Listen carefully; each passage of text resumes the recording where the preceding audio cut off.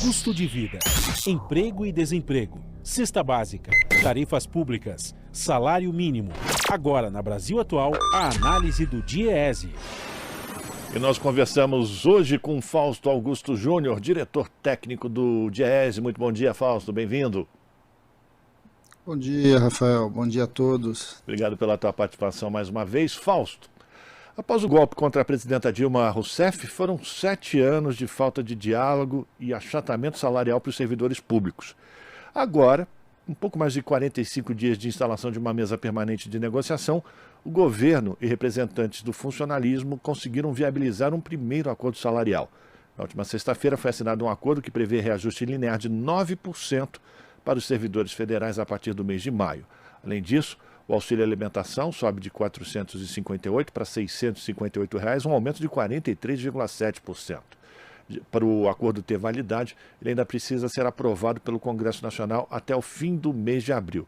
De acordo com a ministra da Gestão e Inovação em Serviços Públicos, a Esther Dweck, essa foi a negociação mais rápida do serviço público realizada por meio de uma mesa emergencial com os servidores. Já o presidente do Fórum Nacional Permanente de Carreiras Típicas do Estado, Rudinei Marques, afirmou que o acordo marca principalmente a retomada do diálogo com o serviço público brasileiro, a retomada da civilidade nas relações de trabalho após anos de ataques. Sua avaliação desse acordo, essa velocidade, o que faltava era diálogo, né, Fausto, para a gente chegar num acordo entre trabalhadores e o governo numa negociação salarial. É a avaliação que você faz também?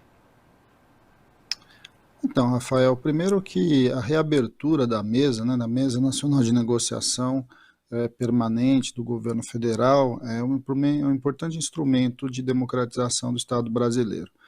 O seu retorno, vamos lembrar, aconteceu com a presença de 9 ministros, o que já demonstrou logo na abertura de todo esse processo um compromisso do atual governo com o diálogo e a negociação coletiva dentro do setor público, né?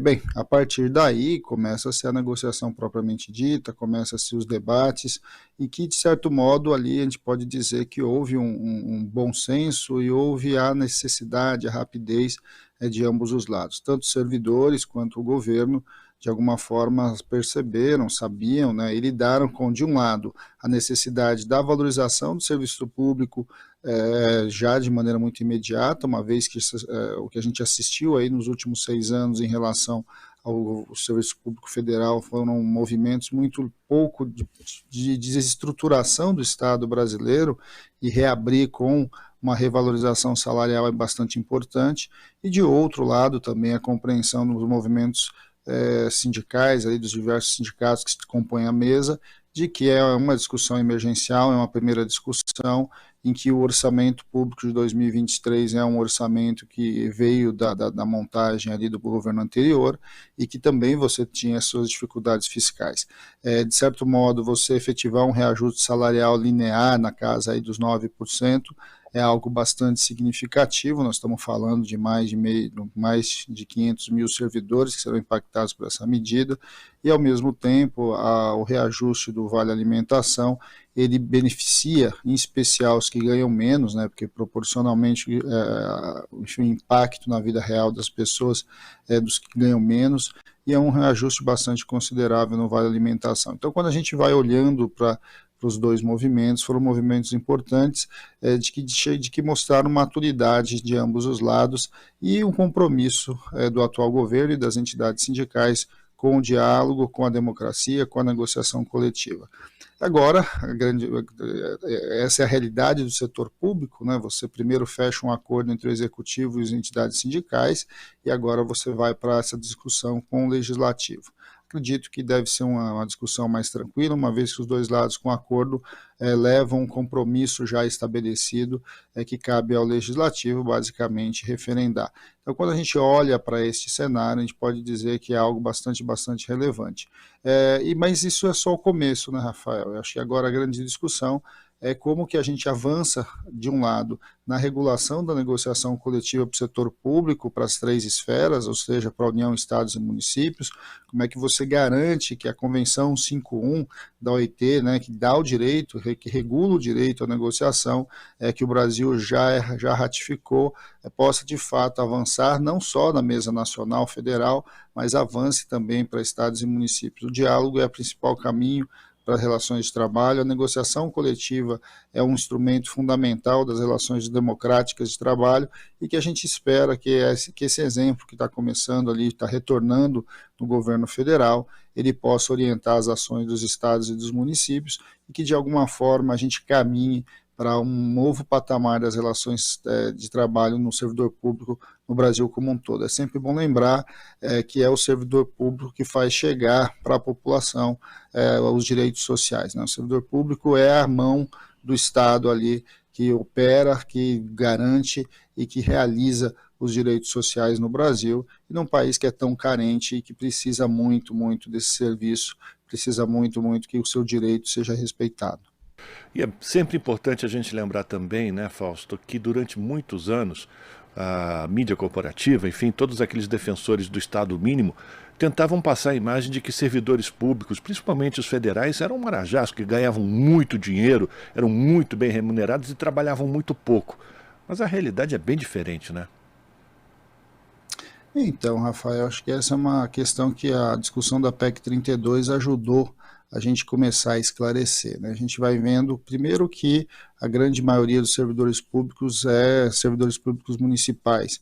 A sua renda chega em mais de 50% dos servidores espalhados pelo Brasil, não chega a 4 salários mínimos. Uma grande maioria dos servidores muito próximo, aí não chega a acima de 70%, não chega a 10 salários mínimos. Então, quando a gente fala de super salário, nós estamos falando aí de um percentual muito, muito pequeno, e principalmente alocado em alguns setores específicos aí da administração pública, principalmente judiciário, algumas carreiras típicas de Estado, como se diz tanto, né? A gente não gosta muito do conceito de carreira típica de Estado, porque, na verdade, todo servidor público é, de certo modo, agente do Estado e agente fundamental para fazer chegar aí, de novo, o direito social nas pessoas. Quando a gente olha para esse debate do servidor público, é um debate que a gente precisa enxergar o que aconteceu para a gente poder melhor valorizar. A gente tem visto agora, a autuação aí e a libertação de um conjunto de trabalhadores em condição análogos à escravidão, e isso só é possível quando a fiscalização, quando o servidor público chega e fiscaliza. A gente está vendo o que se descobriu com relação ali, ali na Amazônia, nas terras Yanomamis, o que o garimpo fez com aquela população e com o meio ambiente, e como é que você consegue efetivar as ações ali de proteção, as ações de cuidado, as ações tem a ver com o servidor público, tem a ver com a fiscalização, tem a ver com a polícia, tem a ver com o conjunto das ações do Estado que vai chegando, né, com a saúde e assim por diante. Nós assistimos recentemente aí a recolocação, né, de novo, a reimplementação do programa Mais Médicos. E o que é o programa Mais Médico? É você conseguir levar os médicos para os diferentes rincões do nosso país, levar o médico para quem precisa. E quem são esses médicos, se não servidores públicos? Então, quando a gente vai olhando aí, Rafael, esse é um debate que precisa se fazer com mais cuidado aqui no Brasil, e compreender que o papel do servidor público é, de certo modo, a garantia que o Estado chegue e garanta ali o efetivo direito ao conjunto dos trabalhadores. Quando a gente faz esse debate sobre o papel do Estado e etc., é bom que a gente lembre, né, que esse debate, se o Estado gasta mais ou se o Estado gasta menos, está diretamente ligado a uma visão que acha que o Estado tem que ser mínimo, mas a gente viveu um Estado mínimo muito recentemente. Esse Estado mínimo de desorganização, de desestruturação do Estado, não aumentou a eficiência do serviço público, na verdade diminuiu sua eficiência, e a questão da pandemia para nós foi talvez o maior indicador, né? Nós chegamos aí a alguma coisa próximo aos 700 mil mortos no nosso país, quando muito disso podia ser evitado com uma política de Estado muito diferente na área da saúde. Então, de novo, né, quando pensar servidor público, de alguma forma, é pensar a estruturação do Estado, é pensar a garantia que o Brasil possa e deva construir aí um corpo, né, de trabalhadores a serviço da população, que tenha remuneração decente, que tenha condições de trabalho decente e que possa fazer chegar os direitos sociais com bastante eficiência nos mais diferentes lugares do nosso país. Fausto, apesar de esse não ser o tema da nossa conversa hoje, é importante a gente lembrar que, por exemplo, para tudo isso ser conseguido, é importante também ser enfrentada a questão dos juros, né? Essa taxa de 3,75% da Selic tira muito dos recursos do poder do Estado de investir não só na melhoria dos serviços, mas também no pagamento de salários para esses servidores. Esse é sempre um tema que fica de fundo em todas essas discussões, né, Fausto? Então, como a gente fala, Rafael, quando a gente opera a discussão do orçamento público, a gente está sempre olhando a partir dos gastos, né? Então, a gente tem duas variáveis aí, quando a gente olha para o gasto que precisam ser olhadas. Uma delas é a questão dos juros e a outra é a questão da eficiência do Estado como um todo. É óbvio que quando a gente está falando em garantir melhores condições de trabalho, melhores remunerações e melhores serviços, a gente está falando de eficiência do Estado. Então, o Estado precisa, sim, implementar as melhores políticas, as melhores tecnologias para que isso possa, de certo modo, melhorar o papel que o Estado desempenha para a sociedade. É um custo, né? E esse custo ele é pago pelos nossos impostos. A outra questão é como é que se divide esse bolo do orçamento.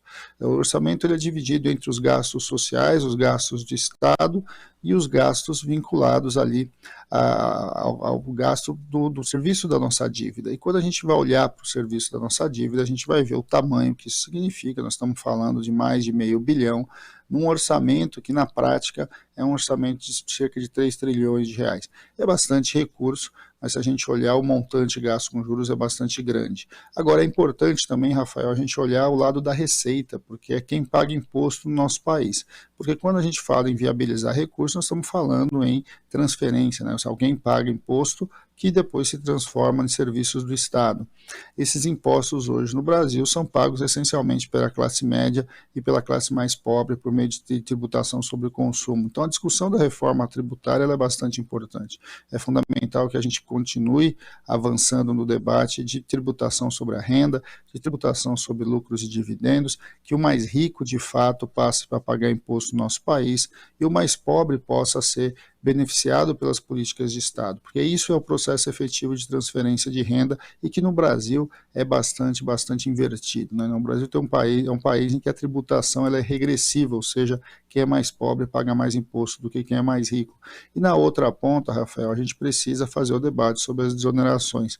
Se por um lado em gastos tributários, gastos com juros são quase R$500 bilhão aí de reais, a gente está falando em quase R$1 trilhão de reais, cerca de 900 bilhões de reais, são efetivados ali, não entram nos cofres públicos por desonerações. Essas desonerações precisam ser rediscutidas, né? Elas precisam de fato desonerar aquilo que é estratégico e que faz parte do acordo entre a sociedade e o Estado, e não desonerar distintamente ou simplesmente vinculados a grupos específicos e de interesse ali econômico.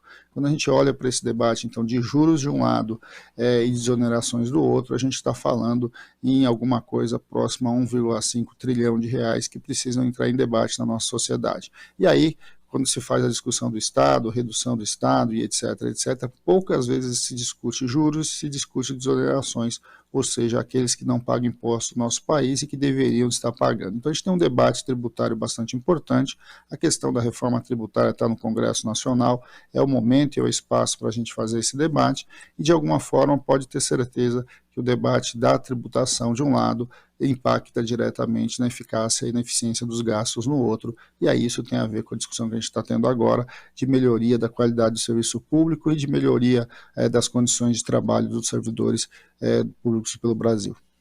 Agradecer a participação de Fausto Augusto Júnior, diretor técnico do Diese, fazendo aqui uma avaliação, uma análise do acordo firmado entre governo e servidores públicos federais, um reajuste linear de 9% e também um reajuste do auxílio alimentação desses servidores, a importância desse processo de negociação entre Estado e funcionalismo, a retomada do diálogo.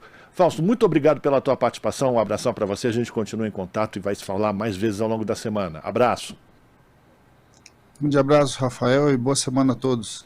Conversamos com Fausto Augusto Júnior, aqui no Jornal Brasil Atual.